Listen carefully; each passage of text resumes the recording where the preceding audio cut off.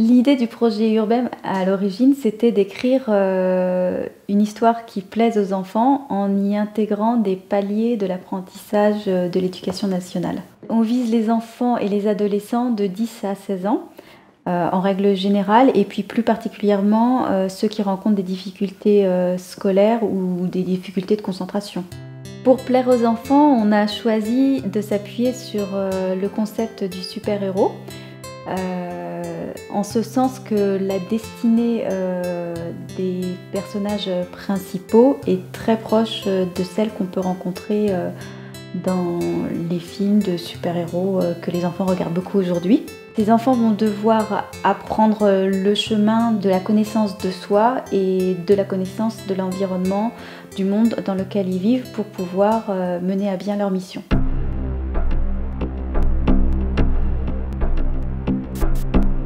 À leur naissance, les enfants sont adoptés par un vieux savant fou, plein d'amour et de tendresse, qui pense avoir trouvé une solution pour un monde meilleur qui puisse rétablir l'équilibre naturel de notre planète.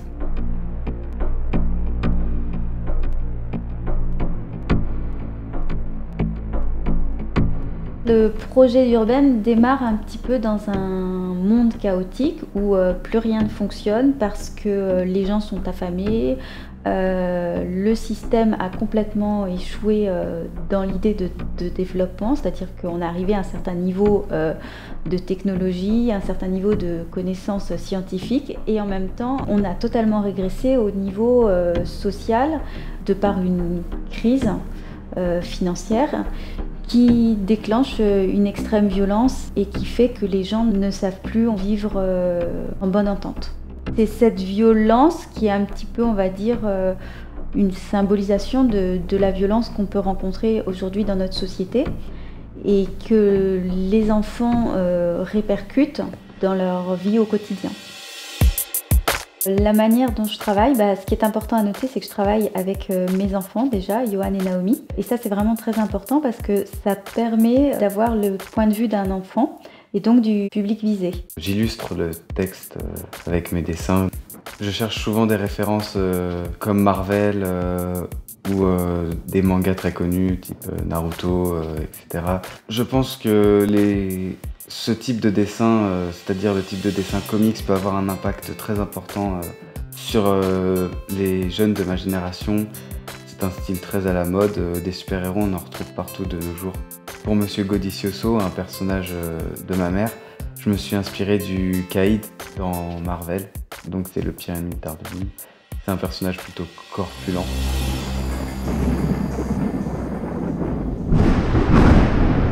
J'aime beaucoup ce projet parce qu'on parle beaucoup des problèmes dans le monde, du développement durable, de la sécheresse. J'espère que ça a apporté des solutions aux élèves de mon âge qui ont des difficultés.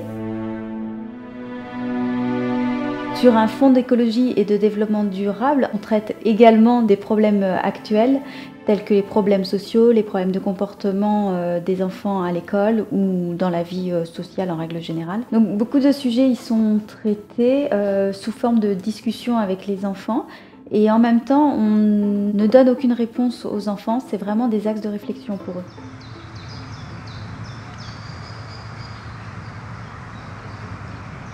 Il y a déjà presque 3 ans, j'ai ma meilleure amie qui m'a passé un coup de fil. Elle était désespérée parce qu'en fait elle est institutrice et elle prenait une classe de CM2 très difficile. Je lui ai proposé de monter un projet d'éducation qui s'appuierait sur un conte. Au début, elle était un peu surprise, elle trouvait le projet un petit peu ambitieux. Et j'ai vraiment insisté sur le fait que puisqu'on avait affaire à des enfants qui étaient en difficulté et que les méthodes classiques d'apprentissage ne fonctionnaient pas, il fallait les compléter par des méthodes moins traditionnelles. Ces élèves en grande difficulté ont besoin de plus de pratique que de théorie et beaucoup moins d'un enseignement frontal ou classique. Ce sont des enfants qui vivent dans un contexte qui n'est pas évident et qui ne fonctionne pas forcément donc du coup comme des enfants qui ont un équilibre familial ou un équilibre social. Donc il faut fonctionner différemment avec eux et leur proposer un projet d'éducation qui permettrait de réintégrer une communication avec les enfants. Le projet a été travaillé en collaboration totale avec des enseignants. Le conte déjà s'appuie vraiment sur des notions scolaires que les enfants doivent apprendre. Ce projet s'appuie essentiellement donc sur une pratique, beaucoup d'interactions avec les élèves, mais il faut effectivement aussi pouvoir y intégrer et faire passer des notions scolaires telles que le vocabulaire, des exercices un peu plus dits classiques, mais qui seront travaillés d'une manière détournée.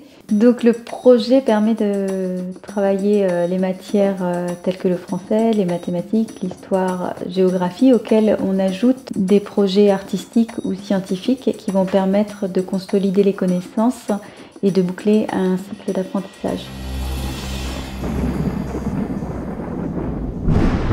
En fait, j'écris systématiquement deux versions de l'épisode. Une version qui est destinée aux élèves ou aux lecteurs lambda, je dirais, qui raconte juste l'histoire, et une seconde version qui est destinée aux instituteurs et à l'école, puisqu'elle contient toutes les fiches de travail.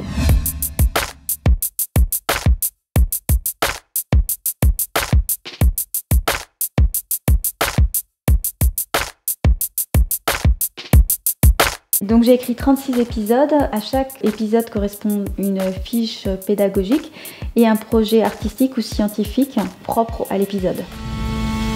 Il ne s'agit pas de révolutionner un système qui a déjà fait ses preuves, mais plutôt d'apporter une aide complémentaire et puis un petit peu d'apprentissage ludique pour les enfants.